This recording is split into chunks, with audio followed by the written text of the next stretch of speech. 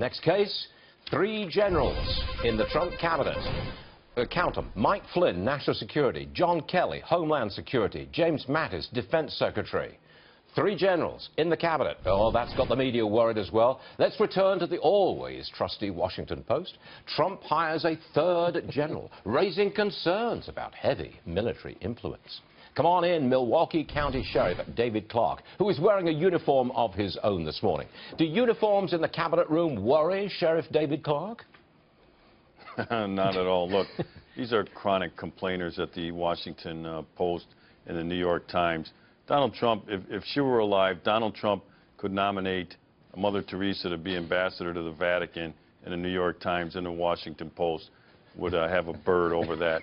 Donald Trump gets to pick whoever he wants, reasonably, obviously, because it needs Senate confirmation, but he gets to pick whoever he wants to surround himself with in order to move his agenda forward. He does not need a stamp of approval from the New York Times or the Washington Post. I think these are great picks, and I'll tell you why. If the Washington Post and New York Times are whining about it, that means these are great individuals. I knew you were going to say that. I knew you were going to say that.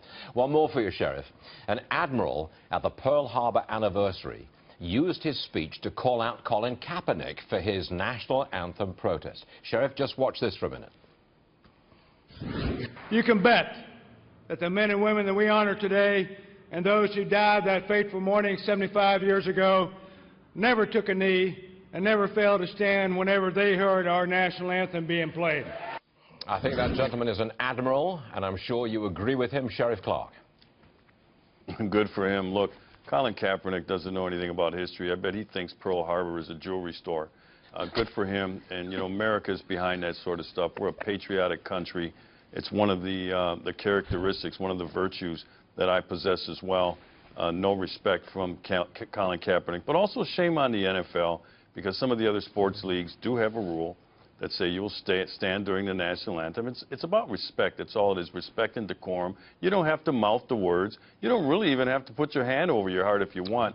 As many of the individuals will just stand at attention, the players on the side of the court or along the sideline, and just, you know, honor the flag, the service, the sacrifices, you know, that people died for the freedoms in this country.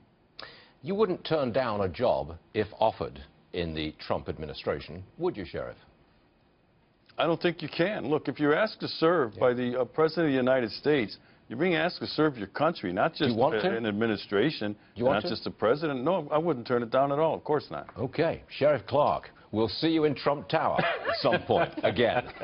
Thank you, Sheriff. I'd like to see that smile. I'd like to see you crack a smile in that uniform. You got me, Stuart. You got me on that one. Excellent.